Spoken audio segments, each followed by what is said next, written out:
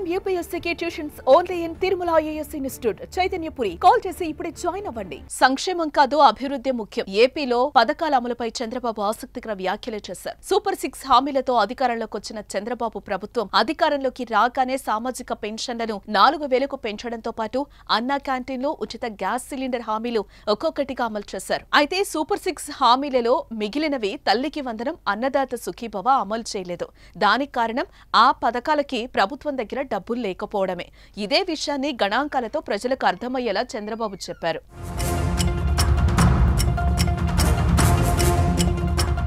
YCP ప్రభుత్వం రాష్ట్రాన్ని అప్పులు పాల్చేసిందని చంద్రబాబు చెప్పారు. భారీగా అప్పులు చేసి దుబారాగా ఖర్చు చేసినట్టుగా అంటున్నారు. గత 5 ఏళ్లలో వచ్చిన ఆదాయం ఏం చేశారో తెలీదు. మంచి రాష్ట్రాన్ని ఆర్థిక ఇబ్బందుల్లోకి పడేశారు. ఏపీని అప్పుల ఊబిలోకి నెట్టేశారు. తెచ్చిన అప్పుల్లో కనీసం 50% క్యాపిటల్ ఎక్స్పెండిచర్కు పెట్టాలి. వైసీపీ హయాంలో అప్పు తెచ్చి వడ్డీలు కట్టారు. గత 5 ఏళ్లలో కమిటెడ్ ఎక్స్పెండిచర్ 11.6%కి చేరింది.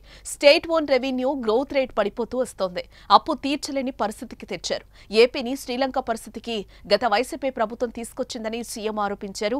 రాష్ట్ర ఆర్థిక పరిస్థితి బాగోలేకపోతే ప్రజలకు ఇబ్బందులు తప్పవన్న ఆయన అమరావతి, పోలవరం స్టీల్ ప్లాంట్ కోసం కేంద్రం ఇచ్చిన నిధులను సంక్షేమ పథకాలకు మళ్లించలేమని తెలిపారు.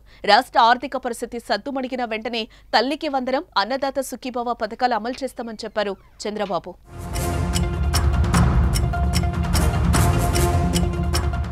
గవర్నమెంట్ ఆఫ్ ఇండియా ఇచ్చారు. ఒక 15,000 కోట్లు వరల్డ్ బ్యాంక్ నుంచి అమరావతికి ఇచ్చారు. ఒక 12,150 కోట్లు పోలవరానికి ఇచ్చారు. ఒక 11,114 కోట్లు రివైవల్కి ఇచ్చారు.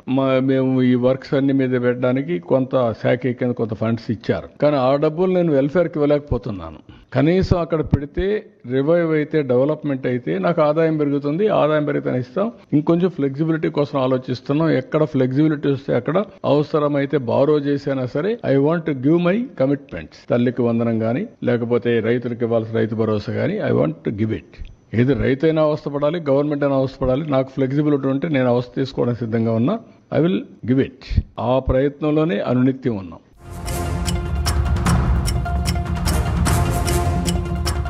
చంద్రబాబు చేసిన ఈ కామెంట్స్ రాష్ట్రంలో పొలిటికల్ హీట్ ను పెంచాయి. అమలు చేసే ఆలోచన లేనప్పుడు ప్రజలకు హామీలిచ్చి ఎందుకు మోసం చేశారంటూ వైసీపీ ప్రశ్నిస్తోంది. చంద్రబాబు సూపర్ 6 పథకాల అమల్లో చేతులెత్తేశారని, ఇచ్చిన హామీలు అమలు చేయలేకపోతున్నామని చెప్పేశారని అంబటి రాంబాబు ఎద్దేవా చేశారు. ఈ రాష్ట్రం జగన్మోహన్ రెడ్డి గారి టైంలో సర్వనాశనం చేసేశాడు. నేను ఎన్నికలకు ముందు కొన్ని వాగ్దానాలు ఇచ్చాను. కానీ ఎన్నికల ముందు నేను ఇచ్చినటువంటి వాగ్దానాలు అప్పుడు నేనేమనుకున్నానంటే ఇంతగా సర్వనాశనం చేశాడు నేను అనుకోలే. వ్యవస్థలన్నీ కూడా సర్వనాశనం చేసేశాడు జగన్మోహన్ రెడ్డి గారు అనేటువంటి ఒక మాట చెప్పే ప్రయత్నం చేస్తున్నాడు. అధికారంలోకి వచ్చిన దగ్గర నుంచి ఇదే పని.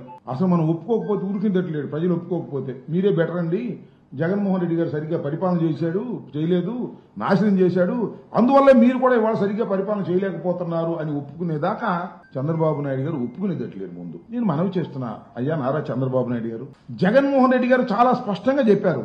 చంద్రబాబు నాయుడు గారు చేసేటటువంటి వాగ్దానాలు నెరవేర్చలేనివి, దానికి కావాల్సినటువంటి ఫైనాన్షియల్ సపోర్ట్ ఈ రాష్ట్రంలో లేదు, నేను 5 సంవత్సరాలు పరిపాలన చేశాను అని లెక్కల వారీగా అన్ని వివరంగా చెప్పారు.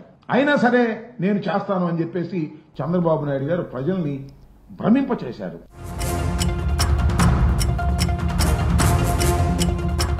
వైసీపీ విమర్శలకు టీడీపీ కౌంటర్ ఇస్తోంది. మీ ప్రభుత్వం కారణంగానే రాష్ట్రానికి ఈ పరిస్థితి దాపురించిందని తమ్ముళ్లు అటాక్ చేస్తున్నారు. మొత్తానికి మరోసారి ఏపీ పాలిటిక్స్ రసవత్రంగా మారాయని చెప్పుకోవచ్చు.